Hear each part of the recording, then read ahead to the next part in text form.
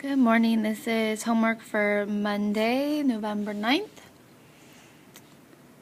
So you have the worksheet with you and you should have already attempted tonight's homework. You're making an equation from a graph and then you're solving the three equations. So here's the graph. Now the first thing I want to do is find my 2 points to make my slope triangle with. I see many points. I see here my y-intercept, and then you could do the easy one that's just right here. I could use this, so I can make a slope triangle here. Another point would be right here, and here, and here. Now a lot of you I saw on the test are still kind of making this mistake of accepting lines or using points that are midway through a line, so like this one. See how here's the grid line right here, and that black line is going halfway through it, so that line does not work, or that point does not work. Has to be where it's going through these grid lines perfectly, kind of intersecting them right through the middle. Okay, so I'm going to make my 2 points. I'm going to use my y-intercept because that's kind of an easy one. Trying to make that big.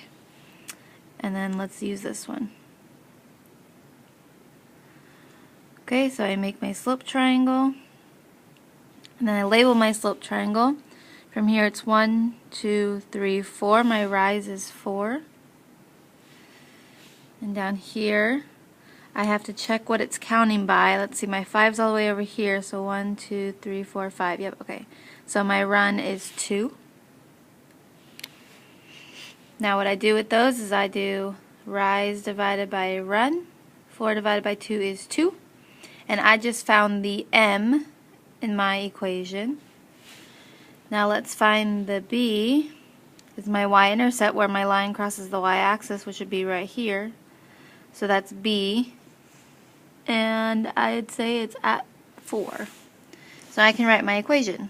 Y equals, then I have my slope, my m is 2, x plus, and then I have my y-intercept is 4.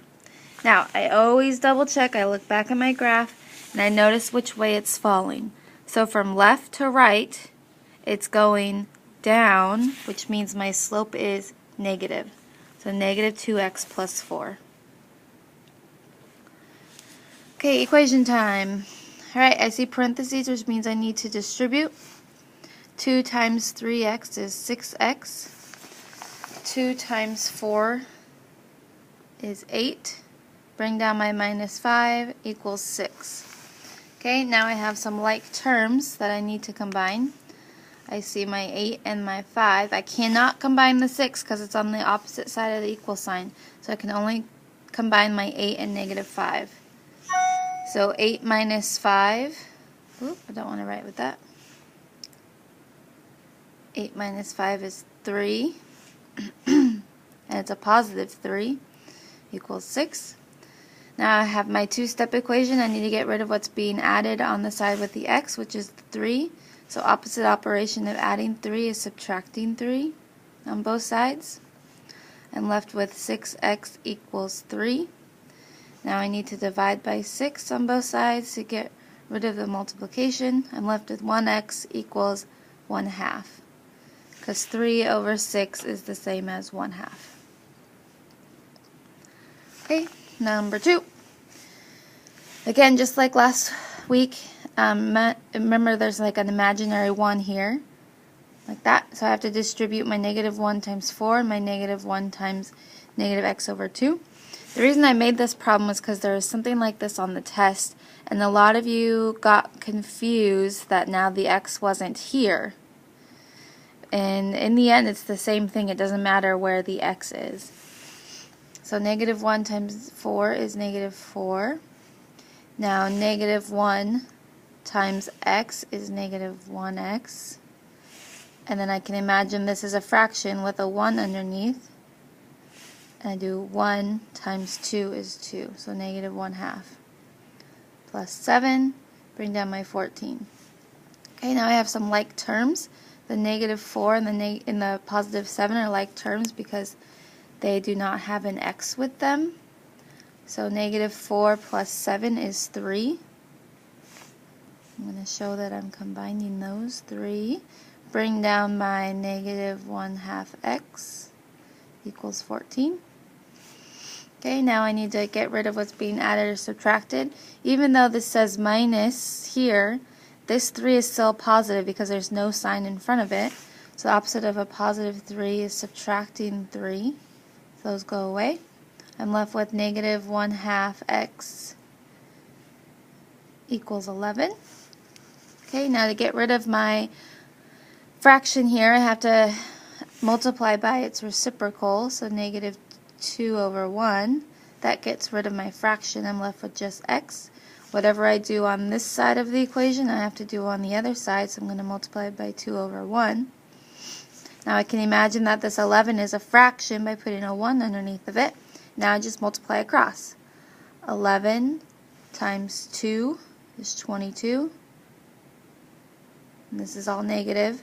And then 1 times 1 is 1. But I'm not going to do, I could do negative 22/1, but in the end that just equals negative 22. Because negative 22 divided by 1 is negative 22. So I'm just going to leave it like this. This is my answer. Negative 22. Okay, last one. I see parentheses, so I need to multiply. 3 times negative 4 and 3 times negative 6. So 3 times negative 4 would be negative 12x. 3 times negative 6 would be negative 18. Bring down my equal sign, bring down what's left on this side of the equation. Okay, do I have any like terms on both sides? No and no. But I do have an x on both sides and I need to get them onto one side. So a lot of you are getting confused thinking that, well, I want to subtract 4 while you added 12. Either way, it's fine. You should get the same answer. I like to do what makes the easiest math. So like subtracting 4 on each side would just give me a bigger negative number here, and I like to work with positives. So adding 12 to me would be easier. So I'm going to add 12x on this side to get rid of it, and add 12x here. So I'm left with 55 plus 16x equals negative 18. Okay, now I need to get rid of what's being added with the x, which is the 55. It's a positive 55, so opposite would be subtracting 55. Oop, I just realized I wrote 15. 55. So I have 18 negative minus 55, 73. Okay, now I just need to simply divide to undo this multiplication here. Divide by 16 on both sides.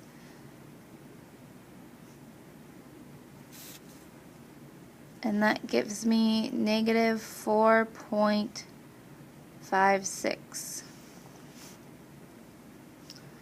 Alright, that is tonight's homework. See you tomorrow.